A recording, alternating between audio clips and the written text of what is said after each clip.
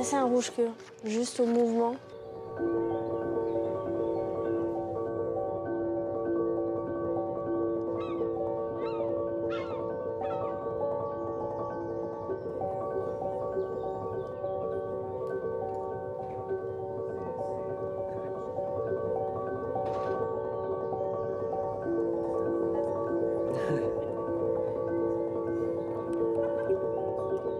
Je m'appelle Anaïs Prudhomme, je suis PO sur plusieurs produits dans l'équipe Preschool à Studi et j'ai un passé de scientifique.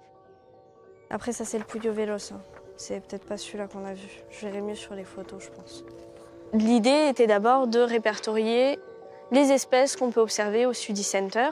Je me suis servi des règles qui sont soumises à la LPO pour les observations, pour définir des règles pour les observations qu'on ferait ici et vraiment répertorier la biodiversité du jardin.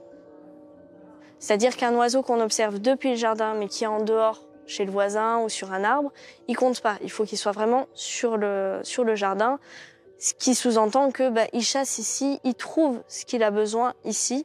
Et voilà, c'est vraiment ça qu'on appelle le comptage, l'inventaire de jardin.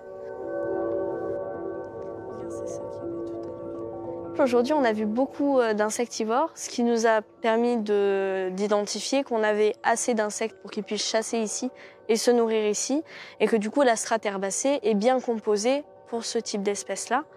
En revanche, on a vu très peu de granivores, comme les moineaux par exemple, donc ce qui montre qu'on n'a pas assez d'herbacées qui produisent des graines. C'est hyper important d'avoir de tout pour un écosystème. Sachant qu'il y a plein d'oiseaux qui ont des vertus aussi pour nous. Par exemple, les hirondelles, elles mangent les moustiques. Donc, à Montpellier, c'est hyper gagnant. Et ça fait partie, en fait, de tout le cycle de vie de l'écosystème. Il y a des choix à prendre et qui sont pas faciles, comme par exemple la tonte tardive qui se fait après mai, pour justement garder le plus possible une biodiversité herbacée. Il y a le fait de moins tailler les arbres.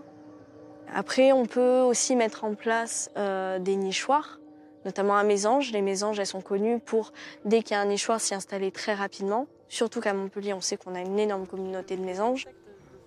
On a énormément d'espèces et il y a des espèces plus sensibles que d'autres qui doivent être protégées. Plus on sensibilise les gens à ce qu'ils voient, plus ils vont y faire attention. Et plus en fait l'impact sur la biodiversité va être plus grand.